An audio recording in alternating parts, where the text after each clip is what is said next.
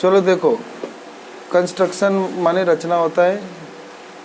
इसमें ना हमारा पहला टॉपिक होता है division of A line segment in a m into n ratio. यानी एक ना रेखाखंड होगा, जैसे ये सीधी रेखाखंड है ना, ये भी लाइन सेगमेंट, इसको ना पर्सन बोलेगा कि इस रेशियो में बांटो, m रेशियो है, जैसे मान लो 3:5 में बांटना है, तो इसको 5:3:5 में बांटना है। तो पहले जितना लंबा रेखाखंड बोलेगा पर्सन उतना लंबा खींच लेना नाप के स्केल से, ठीक है।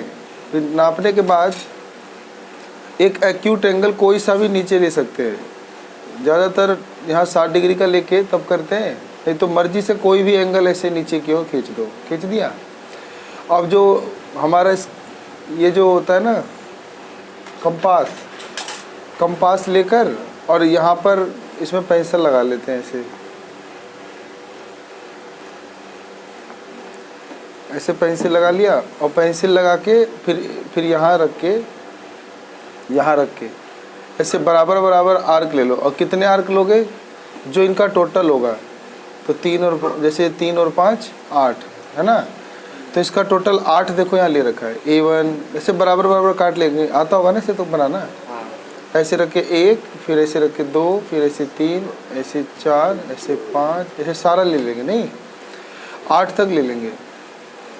और क्योंकि 3:5 में बांटना है, तो इस B को इससे मिला देंगे। देखो इस B को हम यहाँ पे इससे मिला देंगे, ऐसे मिला दिया आपसे। और पर्सन में क्या बोला था, 3:5, तो 3 कहाँ है, 1 2 3 यहाँ। तो यहाँ पर जैसे यहाँ पर 8 को हमने इससे मिलाया, तो यहाँ पर एक ऐसे एंगल बन रहा है जितने का, ऐसे जितने का एंगल बन रहा है उतने का एंगल ना यहाँ पर भी ऐसे ही आर्क लगा दो। फिर यहाँ से नापो ये कितने एंगल का आर्क कट रहा है, इतना, तो यहाँ से भी क्या कर दो, इतना काट दो, सही है ना। तो फिर स्केल से इसको ऐसे मिला दो, देखो यहाँ मिला दिया है, बन गया ना ऐसे। तो ये जो रेखा है अब ये 3:5 में बट गई, सही है। आगे समझे, एक लाइन लेना है, फिर ये 3:5 बोला है, तो इसका जोड़ 8 होता है, 3 5 8। तो नीचे ना एक ऐसे कोई भी एक्यूट एंगल यानी न्यून कोण की लाइन खींच दो, टेढ़ी लाइन खींच के तुम यहाँ पे बराबर बराबर चाप लगाओ, यानी आर्क लगाओ 8। तुमने बराबर बराबर 8 चाप लगा लो, 1 2 3 4 ऐसे 8 तक लगा लो। लगाने के बाद इसको इससे बंद कर दो, मतलब इस छोर को इससे, और बंद करने के बाद इस पे 3:5 था, तो फिर 3 पे और इस कोने पे बराबर बराबर एंगल, जैसे जितने का ये एंगल बना है ना उतने का ऐसे आर्क लगाओ। कैसे लगाना है, पहले यहाँ से एक ऐसे नापना है, फिर सेम ऐसे A3 पर भी ऐसे ही नापना है, फिर यहाँ से इसकी चौड़ाई इसे खोल के पता कर लेना है। तो ये जितना कट मारा है उतना कटवाना है, और स्केल से इसको ऐसे मिला देना है, बस ऐसे मिला देना है, तो बन जाएगा ना। आ गया ना सर ये।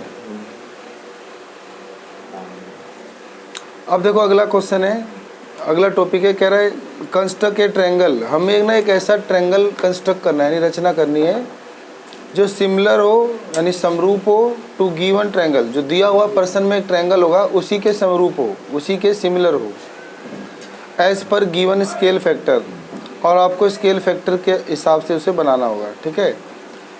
तो मान लो कोई एक ट्रायंगल दे देगा, पहले तो ये ट्रायंगल बनाना आता ही होगा। पर्सन में एक लाइन दे देगा, एक एंगल दे देगा, फिर एक तीसरा साइड दे देगा, तो उसको मिला जुला के एक ट्रायंगल बना लेना है।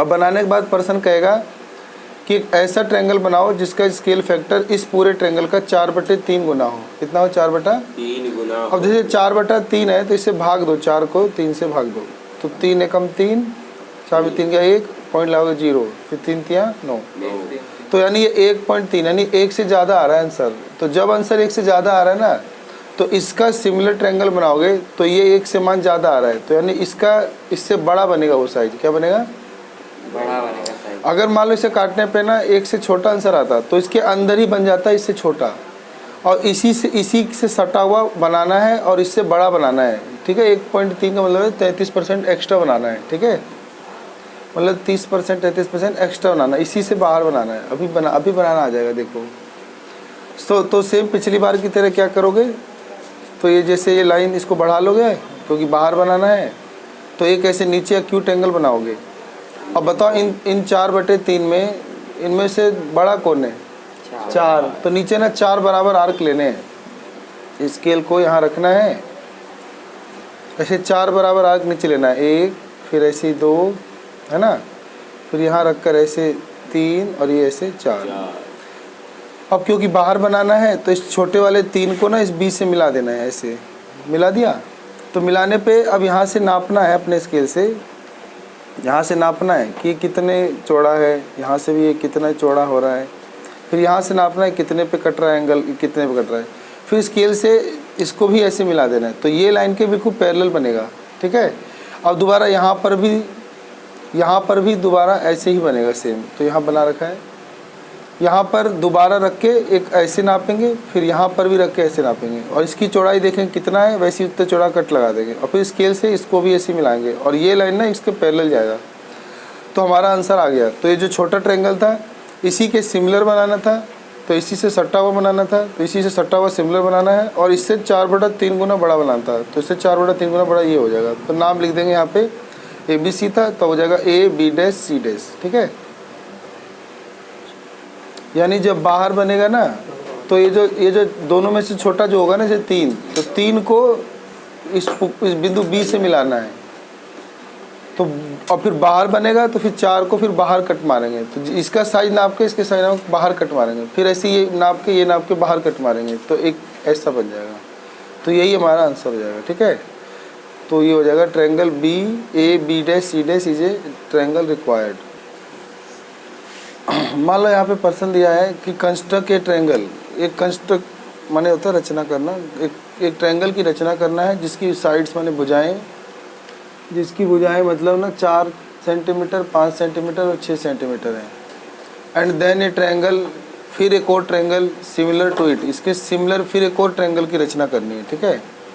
और हु साइड्स, और जिसकी भुजाएं 2/3 हो ऑफ द कोरस्पोंडिंग साइड, यानी संगत साइड ऑफ फर्स्ट ट्रायंगल। पहले जो ट्रायंगल था उसी के जो संगत भुजाएं हैं, उसी के संगत भुजाओं के संगत बने और 2/3 अनुपात में बने, ठीक है। इस बार अंदर बने, 2/3 को भाग दोगे ना जब, तो 0 पॉइंट लाने पे 20 हो जाएगा, तो 3 6 18। तो इसका आंसर 1 से कम आ रहा है। तो जब कि 1 से कम आएगा ना तो चित्र अंदर बनेगा, यानी जो हमारा ट्रायंगल होगा वो अंदर बनेगा। अगर इसका आंसर 1 से ज़्यादा आएगा तो बाहर बनेगा, ठीक है। तो अब बना लेते हैं 5 4 5 और 6। 4 5 6 बोला है, तो पहले बीच वाला बना लेंगे 5। तो देखो मैंने एक बीच वाला पहले 5 का बना लिया, ऐसे यहाँ से 5 नाप लो, 5 ये 0 से लेते हैं, ले लिया 5 लेने के बाद उसने बोला था एक 4 और एक 5 एक 6। अब यहाँ से 4 की ज़रूरत है, यहाँ से 6 की ज़रूरत है, तो अपने स्केल से ना यहाँ से ऐसे नापो, इसकी चौड़ाई 4 नाप लिया, एक आर्क लगा दो यहाँ। ऐसे यहाँ से 6 की ज़रूरत है, तो अब इससे नाप के खींचना है, बस इससे नापो, ये मैंने नाप लिया, और यहाँ से एक कर्क लगा दो, ये हो गया 6। तो यहाँ से 4 और यहाँ से 5 मतलब 6। तो ये बन गया ना तुम्हारा 4 5 और 6 सेंटीमीटर का बन गया। अब इसी के कोरस्पोंडिंग बनाना है, और उसकी भुजा का अनुपात 2/3 होना चाहिए, इसी के संगत होना चाहिए, इसी की भुजाओं के संगत होना चाहिए। तो बस एक एक्यूट एंगल जो है नीचे की तरफ कोई सा भी साइज का ले सकते हो, मैंने ये साइज ले लिया। और पर्सन में बोला था कि 2/3, तो दोनों में से बड़ा जो होगा ना उतने आर्क लेना है। 3 है तो 3 आर्क लेना है, यहाँ से 3 एंगल लेना हुआ ऐसे लेना है। हाँ ऐसे कोई भी ले लो, कुछ भी। हाँ 90 से कम कुछ भी ले सकते हो। तो मैंने 3 आर्क ले लिया, यहाँ पे लिख दोगे नाम BC, इसको A मान लोगे, तो ये जाएगा तुम्हारा B1 B2 B3।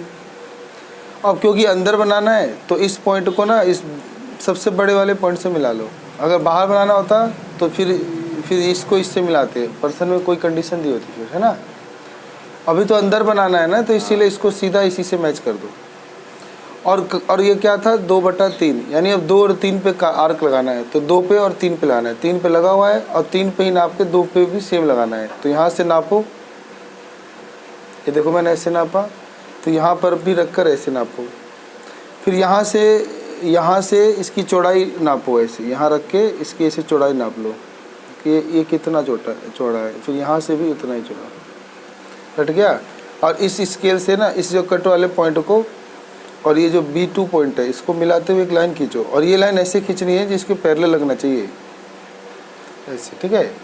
तो सेम ऐसे ही अब यहाँ पर भी ऐसे आर्क लगाओ, यानी चाप, यहाँ से भी लगाओ आर्क चाप, फिर यहाँ से इसकी चौड़ाई नापो कि लगभग इतनी है, तो यहाँ से भी लगभग इतनी लो और स्केल से इसको मिला दो। अब नाम रखना है तो इसको C डैश और इसको A डैश, ये A था तो A डैश, ये C था तो C डैश। तो ये जो तुम्हारा बन गया ना A डैश BC, यही आपका ट्रायंगल है जो चाहिए था हमें, जो कि इसके कोरोस्पोंडिंग में है, और इसकी भुजा का 2/3 ही रह जाएगा, ठीक है। चल देखो अगला क्वेश्चन है हमारा, कंस्ट्रक्ट ए सर्कल। हमें ना कह रहा है construct a circle whose centre हो। पहले ना एक सर्कल बनाओ, हमारा टॉपिक चल रहा है ये वाला, construct of tangent to a circle. किसी एक सर्कल के ऊपर टेंजेंट स्पर्श रेखा कैसे खींचते हैं। ऊपर बैठ जाओ, किसी भी सर्कल के ऊपर आराम से आलती पालती मार के बैठ जाओ। किसी भी सर्कल पे एक बाहर एक पॉइंट देगा, तो वहाँ से हमें इसके ऊपर एक टेंजेंट खींचना सीखना है, ठीक है। टेंजेंट वो होता है जो सर्कल के सिर्फ एक बिंदु को टच करके जाए। तो कहता है कि construct a tangent to a circle, एक सर्कल के ऊपर स्पर्श रेखा की रचना। तो कहता है draw a circle with centre O, centre O लेके एक सर्कल खींचो, and an external point P, और एक बाह्य बिंदु P लो। देखो हमने यहाँ पे P लिया है, दिख रहा है ये वाला P, तो ये बाह्य बिंदु P लिया है और O लेके सेंटर ऐसे सर्कल ले लिया है।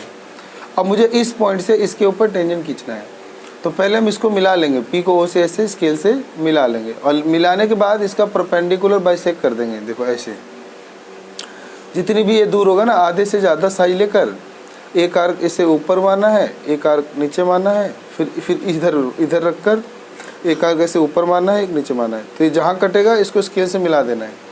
मिलाने पे आपको M यानी एक मिड पॉइंट मिल जाएगा, ऐसे मिड पॉइंट मिल जाएगा ना। फिर इसको सेंटर मानना है M को, और फिर ये P की या O की रेडियस लेकर एक और सर्कल खींचना है। तो देखो हमने यहाँ पे एक और सर्कल ऐसे खींच देना है, सही है। यहाँ तक पहले एक सर्कल था, बाहर एक पॉइंट था, उस पॉइंट को सेंटर से मिलाते हुए एक लाइन खींची, और इस लाइन का हमने परपेंडिकुलर बाइसेक्ट लंबसम भाजक खींचा, बिंदु M मिला। M को सेंटर मान के और P को रेडियस लेकर, P पॉइंट का रेडियस लेके, PM रेडियस लेके एक सर्कल बनाना है। और ये सर्कल इस पुराने सर्कल को जो कि पहले वाला था उसको दो बिंदु पे काट रहा है, एक Q पर और एक R पर। तो बस ये आपका होता है पॉइंट ऑफ कॉन्टैक्ट यानी स्पर्श बिंदु। तो इस बिंदु को इसी से स्केल से मिला दो। तो हमने स्केल से इस बिंदु को इस बिंदु से ऐसे मिला देना है, तो बस मिला देना है, तो यही आपका टेंजेंट हो जाएगा, सही है। और इसमें जो टेंजेंट होती है ना, ये लाइन और ये लाइन, ये दोनों टेंजेंट की लंबाइयाँ बराबर होती हैं, ठीक है। और अगर ये सेंटर से देखा जाए ना, सेंटर से इसको मिलाएंगे तो ये रेडियस होता है, और ये रेडियस इस टेंजेंट एक दूसरे पे परपेंडिकुलर होते हैं, ये भी याद रखना है, ठीक है। देखो ये वाला क्वेश्चन है, तुम्हें करना है बैठ के भी है। ये कहता है draw a circle, draw a line segment. अभी बताया था ना, draw a line segment length 7 centimetre. तो पहले एक 7 सेंटीमीटर का एक रेखाखंड लेना है, and divide it into the ratio. और इसको किस रेशियो में बांटना है, 4:3 में बांटना है। कर लोगे। अगला है ड्रॉ अ ट्रायंगल ABC। हमें एक ट्रायंगल ABC बनाना है जिसमें BC की भुजा 6 होनी चाहिए, AB 8 और एंगल ABC 60।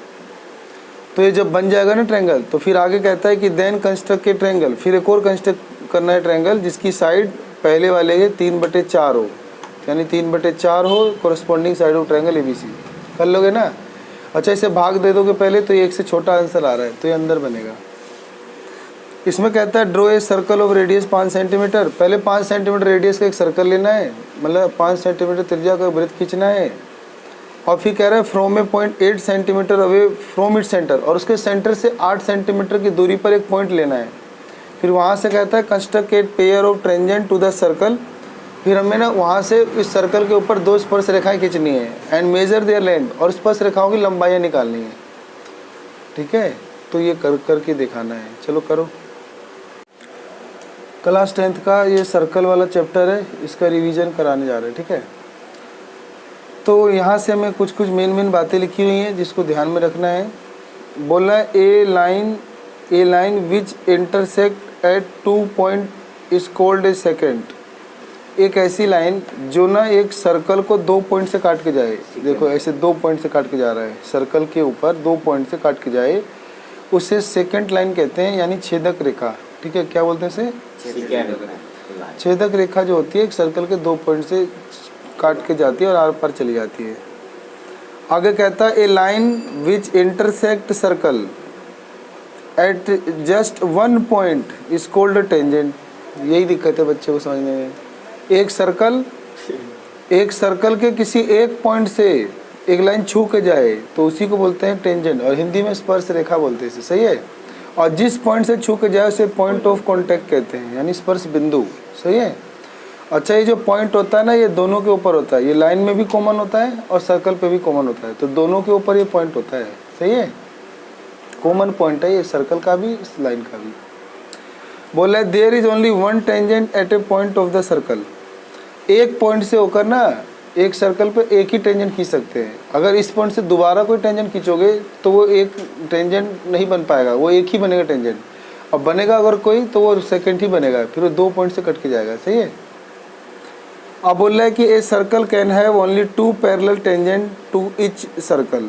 कहता है एक सर्कल के ऊपर ना दो ही टेंजेंट रेखाएं पैरेलल खींची जा सकती हैं। जैसे ये चित्र में दिखा रहा है, ये सर्कल है, तो ये इसको ऐसे मिलाओगे डायमीटर हो जाएगा। तो डायमीटर हो जाएगा तो यहाँ पे एक पॉइंट है, यहाँ पे पॉइंट है, तो यही पॉइंट से जो टेंजेंट जाएंगे यही दोनों टेंजेंट पैरेलल हैं। बाकी और जितनी भी लाइनें खींचोगे वो पैरेलल नहीं बनेंगी। पैरेलल बनेंगी तो टेंजेंट नहीं बनेगी। तो टेंजेंट 2 ही हो सकती हैं पैरेलल, एक ये जो इस साइड से जा रही है और एक इस साइड से जा रही है। ठीक है। Tangent is always perpendicular to the centre of circle. जो टेंजेंट होता है ना, कहता है कि हमेशा परपेंडिकुलर होता है सेंटर ऑफ सर्कल, यानी सेंटर को इससे से मिलाओगे ना इस टेंजेंट वाली पॉइंट से, तो ये जो रेडियस होगा सर्कल का और ये जो टेंजेंट होगा, ये टेंजेंट ना इस रेडियस के ऊपर हमेशा परपेंडिकुलर होगा, यानी लंब होगा। सही यहाँ तक। अब बोल रहा है ना कि no tangent passes through a point if it is inside the circle. अगर कोई जो पॉइंट है वो सर्कल के अंदर है और वहाँ से कोई लाइन जाएगा तो टेंजेंट बन ही नहीं सकता, टेंजेंट सिर्फ बाहर से टच करके जाएगा। If the point is on circle तो then 1 tangent pass through it. अगर कोई पॉइंट सर्कल के ऊपर हो तो टेंजेंट जा सकता है, लेकिन वो पॉइंट सर्कल के अंदर हो तो टेंजेंट नहीं जाएगा। If the point is outside the circle तो then 2 tangent passing through it. अगर कोई पॉइंट सर्कल के बाहर हो तो वहाँ से 2 टेंजेंट खींच सकते हैं। मतलब जैसे ये सर्कल है, इसके अंदर पॉइंट होगा तो टेंजेंट खींच ही नहीं सकते, इसके बाहर कोई पॉइंट होगा जैसे यहाँ, तो एक टेंजेंट खींच सकते हैं। और अगर वो पॉइंट इस सर्कल से भी बाहर चला जाए, जैसे ये सर्कल है इसके बाहर ही चला जाए, तो फिर 2 टेंजेंट खींच सकते हैं इस पॉइंट से, एक ऐसे एक ऐसे, ये 2 खींच सकते हैं। ठीक है।